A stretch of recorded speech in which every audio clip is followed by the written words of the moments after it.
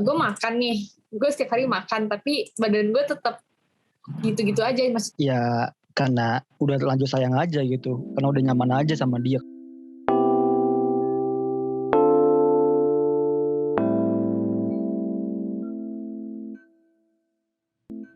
Belakangan, kita sering banget mendengar istilah toxic relationship. Ada berita terkait kasus pasangan yang kebebasannya dibatasi, mengalami depresi, sampai rela mengorbankan masa depan demi pasangannya.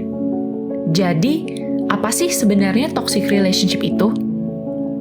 Menurut ahli komunikasi dan psikologi yang berbasis di California ES, Dr. Lillian Glass, toxic relationship adalah hubungan yang bersifat merusak karena konflik, tidak saling mendukung, muncul persaingan, sampai hilangnya rasa hormat dan kekompakan. Nah, pada kesempatan kali ini, Story of People telah mengundang 2 buddies yang telah bersedia menceritakan pengalamannya terkait hubungan toksik yang pernah mereka alami. Langsung aja yuk kita simak.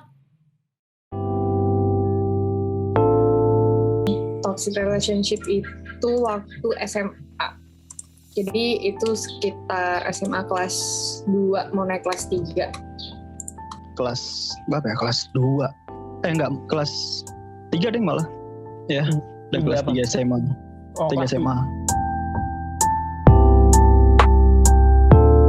Jadi itu sebenarnya itu gue juga nggak ngerasa, awalnya gue nggak ngerasa sama sekali. Jadi nggak sadar kalau sebenarnya itu toxic gitu loh. Karena kan waktu zaman itu tuh kata-kata toxic itu kan belum hits banget. Jadi satu, gue nggak tahu arti toxic sebenarnya itu kayak apa. Kedua, gue juga ngerasa karena posisinya lagi sayang-sayang banget ya. Jadi nggak ngerasa juga kalau itu tuh toxic gitu loh. Hal yang dialamin sih lebih ke posesif sih. Jadi gue pernah bergabung di suatu tim atlet.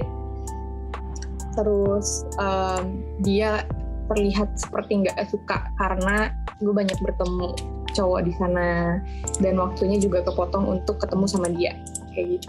Sampai sama sebenarnya kayak Geno sih, karena dulu juga emang belum tahu sebenarnya itu apa sih toxic relationship, dan ya karena mungkin nggak ada istilahnya aja dulu gitu. Hingga akhirnya sekarang baru menyadari, dan ya bisa dibilang sikap dia dulu itu posesif, mungkin posesif yang bagi gue sih udah keterlaluan banget gitu kalau dilihat dari sekarang mah ya.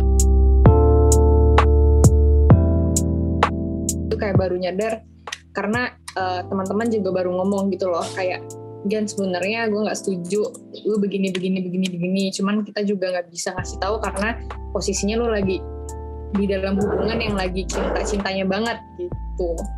Jalan 5 bulan pacaran deh kayaknya, atau 6 bulan. Jadi let's say itu toxic itu baru berjalan sekitar 7 atau 8 bulan.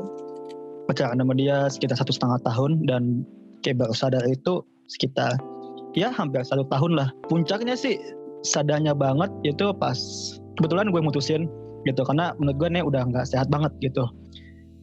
Begitu gue putus dan teman-teman gue tahu, justru teman-teman gue malah memberi gue selamat gitu karena udah putus gitu.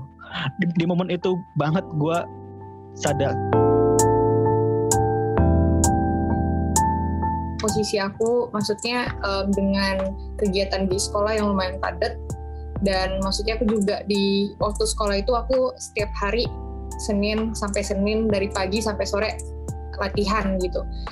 Dan awalnya dia agree gitu, maksudnya dia setuju kayak ya udah nggak apa-apa, ini kan juga memang buat prestasi. Nah cuman seiring berjalannya waktu nggak tahu kenapa dianya jadi kayak ngomong kayak aku nggak suka ya kamu deket-deket sama teman-teman tim cowok kayak gitu, atau misalnya kayak aku nggak suka ya kamu jadi kayak nggak ada waktu buat aku dan something like that. Gue selama sekolah nanti itu gue pasti bakal banyak berhubungan sama orang-orang itu, baik cowok maupun cewek. Cuman dimana cemburunya itu udah gak masuk akal ya, itu ketika dia cemburu sama temen doang biasa, temen biasa yang menurut dia sih cantik gitu, lebih cantik daripada dia. Yang gue berhubungan sama dia itu cuma sebatas di chat cuma nanya soal tugas, PR, udah gitu doang gitu. Tapi dia dengan gampangnya cemburu gitu. Pernah gue mendapat surat dari pemerintah untuk menjadi representatif untuk bermain di olahraga itu, dan gue menolak karena gue udah janji sama cowok gue.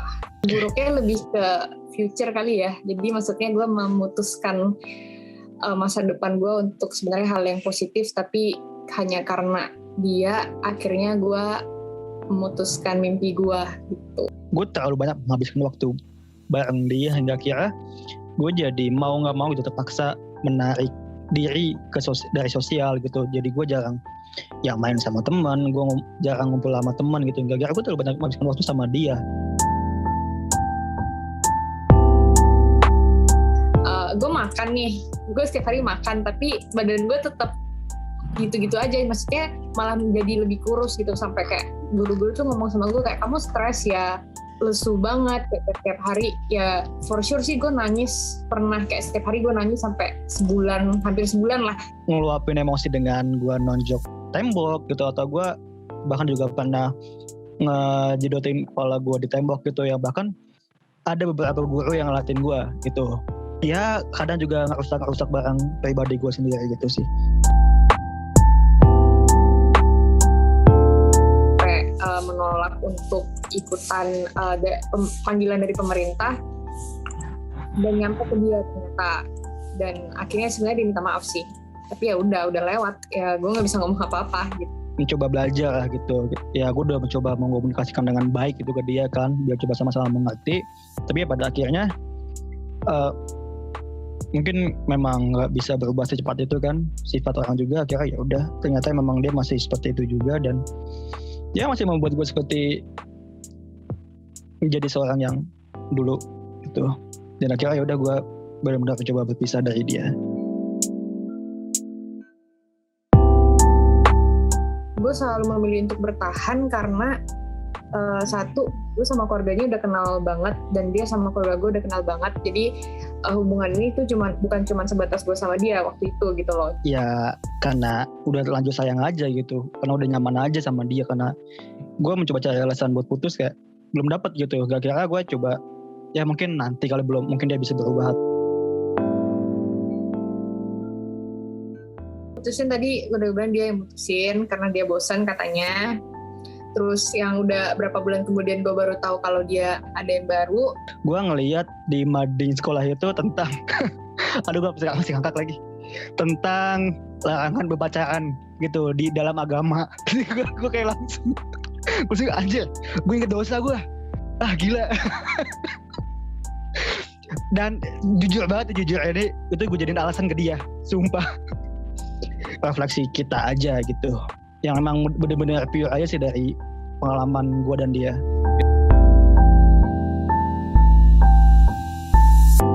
Thank you, lu udah nyadarin gue kalau keputusan yang gue ambil untuk move in dari lu itu benar. Itu satu. Dan yang kedua, makasih banyak udah kasih gue pelajaran yang luar biasa terhadap di dalam satu hubungan, yang akhirnya gue bisa jadiin itu titik sadar gue untuk the next relationship-nya lagi. Gue tuh harus lebih pentingin diri gue sendiri dulu daripada orang lain.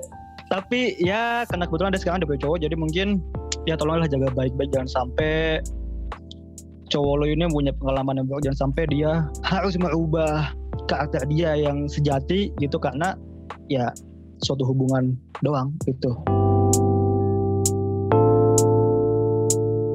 Jadi jangan pernah menaruh harapan besar sama seseorang juga, karena balik lagi, itu semua hidup kita yang jalanin ke depannya, sampai pada akhirnya nanti itu kita sadar sendiri bahwa semua perjuangan ini, yang hidup yang kita jalanin semua ini itu adalah untuk diri kita sendiri sebenarnya. Jangan pernah kalian merelakan masa depan kalian atau mimpi-mimpi kalian dihambat oleh seseorang. Lu berhak bahagia, lu wajib bahagia, lu boleh bahagia banget, lu juga boleh nyaman dengan hubungan lu, tapi jangan sampai rasa nyaman lu itu menghalangi rasa bahagia lu sih. Hubungan toksik memiliki beberapa karakteristik yang berlawanan dengan hubungan yang sehat. Bila hubungan yang sehat lebih bersifat dua arah, toxic relationship cenderung satu arah dan menguntungkan satu pihak saja. Adapun pihak lain lebih sering merasa dirugikan. Seperti pada cerita Geno dan Iqbal, mereka menjadi pihak yang dirugikan akibat dari hubungan yang tidak sehat tersebut. Toxic relationship tidak melulu soal kekerasan atau pelecehan. Yang mereka alami cenderung seperti eksploitasi diri, kebebasannya dibatasi sampai rela mengorbankan mimpi demi pasangannya. Hal-hal kecil yang mungkin tidak pada awalnya mereka sadari. Namun, lama-kelamaan membuat situasi terasa tidak nyaman, hingga kehilangan diri sendiri. Untuk kalian yang merasa sedang mengalami hubungan yang toksik, jangan ragu untuk mencari pertolongan dari orang terdekat. Ceritakan masalahmu dengan orang-orang yang kamu percaya. Sampai jumpa!